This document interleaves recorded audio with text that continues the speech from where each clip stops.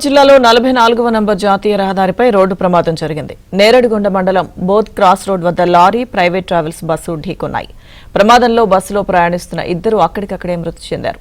మరో ముగ్గురికి తీవ్ర గాయాలయ్యాయి. బస్సు హైదరాబాద్ నుంచి యూపీలోని గోరఖ్పూర్కు వెళ్తోంది. ప్రమాద సమయంలో బస్సులో 50 మంది ప్రయాణికులున్నారు. బస్సు డ్రైవర్ నిద్రమత్తులో లారీని వెనుక నుంచి ఢీకొట్టినట్టు స్థానికులు చెబుతున్నారు. చిన్న యాక్సిడెంట్. ప్రైవేట్ ట్రావెల్స్ బస్ అనుకుంటాం మేబీ.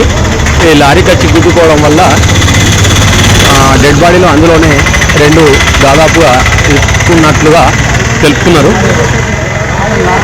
స్టక్ అయిపోయింది.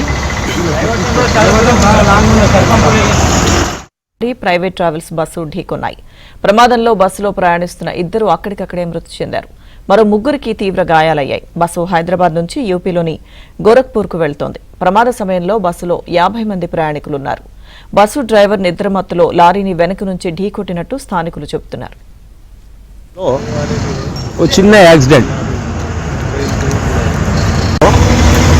ప్రైవేట్ ట్రావెల్స్ బస్ అనుకుంటాం మేబీ.